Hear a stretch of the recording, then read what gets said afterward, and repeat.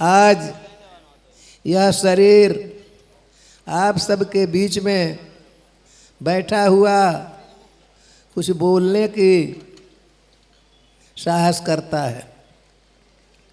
जिस वक्त पूज्यपाद प्रातः स्मरणीय अनंत श्री विभूषित सदगुरुदेव श्री स्वामी रणछोड़ दास जी महाराज के पास में यह शरीर आया था, उस वक्त में बिल्कुल मूढ़ था और संसार में क्या होता है कुछ भी नहीं जानता था।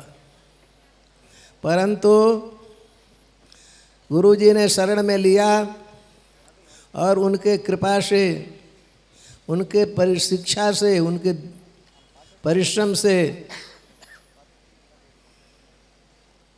एक मूकम करोति वाचालम पंगुम लंघयते गिरिम की दृष्टांत को परिपूर्ण करते हुए श्री गुरु कृपा से आज आप सबके बीच में बैठकर 4 शब्द बोल सकता हूँ। श्री गुरु जी ने कृपा करके बोलने का साहस दिया। बक्सरा में एक बार पधारे हुए थे, महाराज श्री बैठे हुए थे, सभी सभा लगी हुई थी। सबके बीच में महाराज जी ने कहा, मैं तो कुछ जानता नहीं, यह मेरा नया रामायणी है, यह आप सबको सुनाएगा। सभी जो है सो स्थगित होकर रह गए। पीछे मुझे आज्ञा है बोलने के लिए और मैंने कहा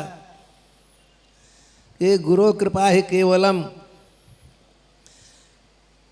महाराज श्री की आज्ञा है तो मुझे बोलना पड़ेगा,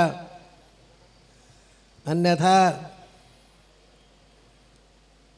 इन महापुरुष की कृपा से ही मैं आप सबके बीच में बैठा।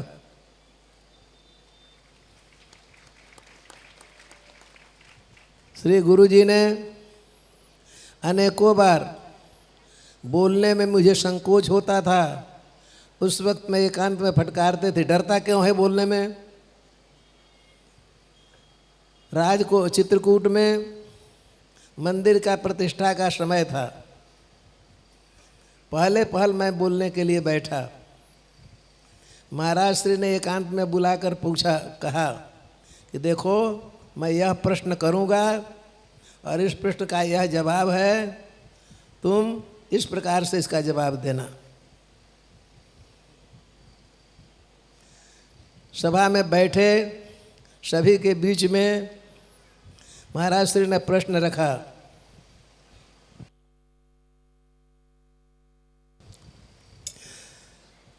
सखिन मध्य शीर्षोहति कैसे, छविगण मध्य आ सके जैसे। सोह नवल तन सुंदर सारी, जगत जननी अतुलित छवि भारी।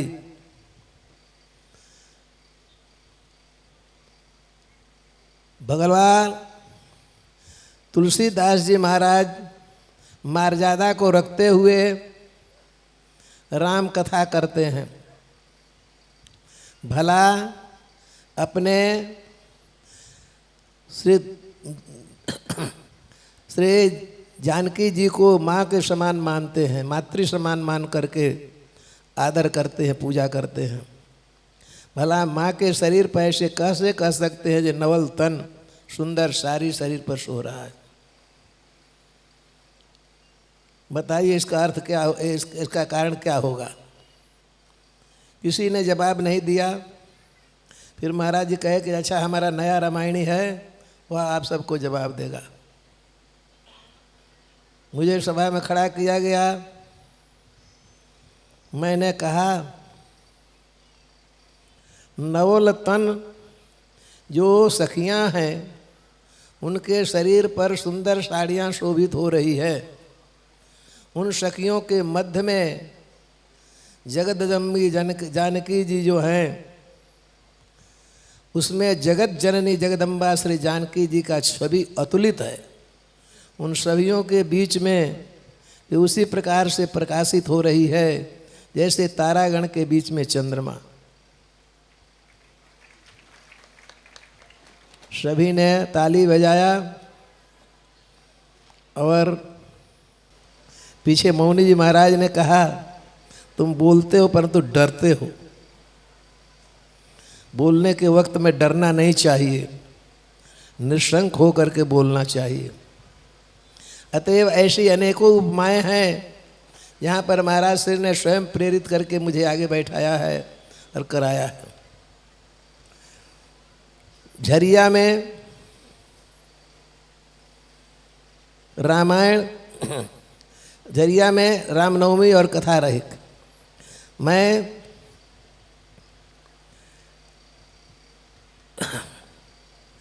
जोधपुर से भागीरथ भाई कासर मारवाड़ी थे, उनके घर पर रामायण की कथा रखी गई थी। मैं बद्री नारायण में था, वहाँ से महाराज जी ने फ़ोन करके बुलवाया और आने पर बनारस से एक श्यामलाल रामायणी को जो है सो बुलाया गया था, कथा कर रहे थे। कथा समाप्त होने के बाद मैं पवारू साहब, चंपक भाई, जमुना दास भाई और महाराज श्री बैठ करके जा रहे थे वीरपुर के तरफ से। गोना में यज्ञ हो रहा था, नेत्र यज्ञ था। रास्ते में जाते वक्त में भानु भाई पवारू ने कहा कि महाराज जी, श्यामलाल जी से तो अच्छा कथा हमारे हरिचरण दास जी करते हैं, दूसरे को बुलाने की क्या ज़रूरत रहती है। महाराज जी ने कहा जी क्यों, तुम कथा करते हो? मैं तो कुछ नहीं बोला। उन्होंने कहा जी महाराज जी मैंने तो सुना है, बढ़िया कथा करते हैं। फिर गुना नेत्र जगह में जमुना दास भाई को और 2 डॉक्टर को मेरे पास जहाँ उतारा था वहाँ पर भेजते थे, जाओ तो उसका कथा सुनो तो कैसा कथा करता है। उन्होंने 3 दिन आकर के मेरे पास सत्संग किया और महाराज श्री ने रिपोर्ट मांगा तो कहेगा जी चल सकता है।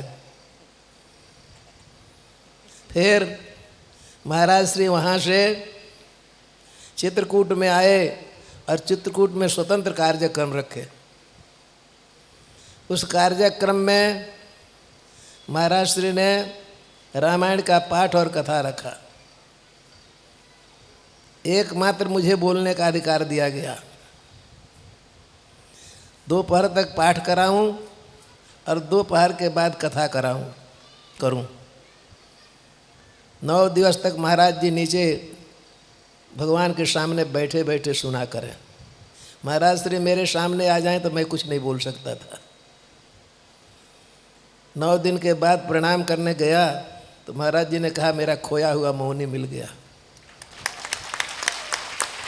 अतएव इस प्रकार से अनेकों जगह पर उत्साहित करते रहे।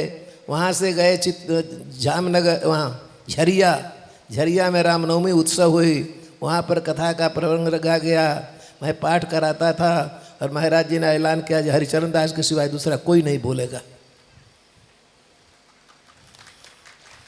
एक दिन मुझे बुखार आ गया था, मैंने मिश्रा जी को रख करके और जाकर सो गया।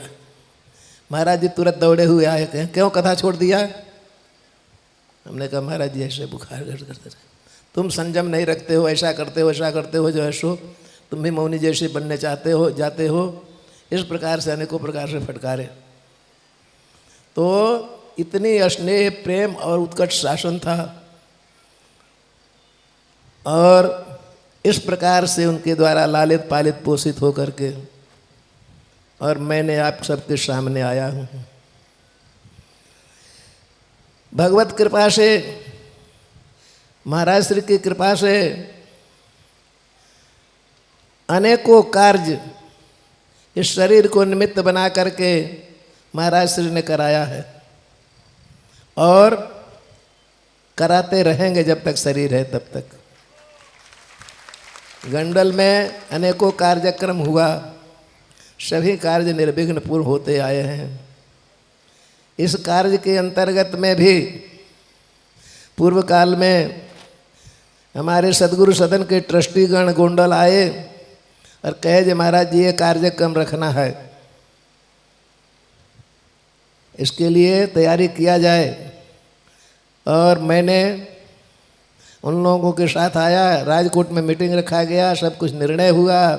दूसरी बार मीटिंग रखा गया, ऐलान कर दिया गया, फिर पीछे कुछ कारण सर बंद करने का नौबत आ गया। मैं यहाँ से चला गया था, बद्री नारायण जाने के लिए निकला था, अभी अयोध्या में था, तब तक खबर मिली यह कार्यक्रम बंद रखा गया है। उस वक्त में नितिन भाई, चेतन भाई चग, भरत भाई मनु भाई मसरू और कंट्राक्टर साहब बैठे हुए थे। उसी वक्त में बात हुआ, तब तक कौन है, हरगोर भाई बादशाह के साथ में बात हुआ। उन्होंने कहा कि महाराज जी हम लोगों को तो कुछ खबर नहीं है जो क्या प्रोग्राम बनाया गया, क्या किया गया, कुछ खबर ही नहीं है, ऐसे ही ऐलान कर दिया गया, यह कार्यक्रम बंद करना पड़ा। हमने कहा आप सब नहीं करते हैं तो हम करने को तैयार हैं। उन्होंने कहा तो भले करिए आप। आने वहाँ से हम लोग बद्री नारायण आए और वहाँ से फ़ोन से बातें होने लगी। वहीं से जो है सो पूरा 80 नाम जो है सो वहीं पर लिख गया। कार्यक्रम शुरू हुआ और आज जो है सो यह संपूर्ण पूर्णाहुति के ऊपर, समाप्ति के ऊपर उपस्थित है। यह कार्य पूर्ण करके हम सब का जिम्मेदारी पूरा होता है। अब आगे जा कर के सदगुरु सदन की जिम्मेदारी आती है। अब इसको कैसे करना, क्यों करना, किस प्रकार से करना, कब करना, यह उनकी जिम्मेदारी है और वो अपना जिम्मेदारी संभालेंगे। हमारी जो है सो जिम्मेदारी यहाँ पर पूर्ण होती है। बोलिए श्यावर रामचंद्र भगवान की जय।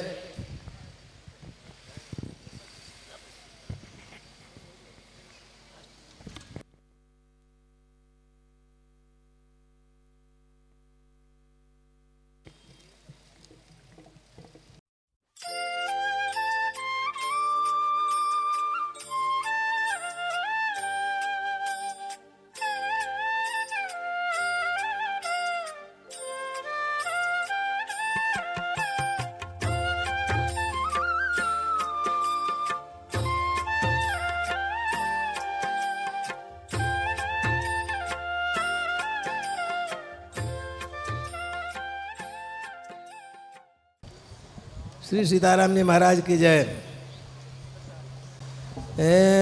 नारायणं नमस्कृत्य नरं चैव नरोत्तमं देवीं सरस्वतीं व्यासं ततो जय मुदीरयेत्। आ शुभ संकल्प ने साथे श्रीमद् भागवत ने अष्टोत्तर शत पोथी ने कथा प्रारंभ थई। आने आजे पूर्णाहुति ने स्वरूप में जावी रहा है। भागवत कथा सौराष्ट्र में नहीं, पूरा भारत ની અંદરમાં, हिंदू समाज ની અંદરમાં प्रचलित है। અને प्रत्येक जगह પોતપોતાના शक्ति प्रमाणे सर्वत्र भागवत ની कथा चाले છે। અને એ भागवत ની कथा सर्वदा चालता रहे छे। आज यहाँ बंद थया तो काले बीजा जगह शुरू थया, काले बीजा जगह बंद हुआ तो काले तीजा जगह शुरू थया। આવી प्रकार थी ये कथा सतत काल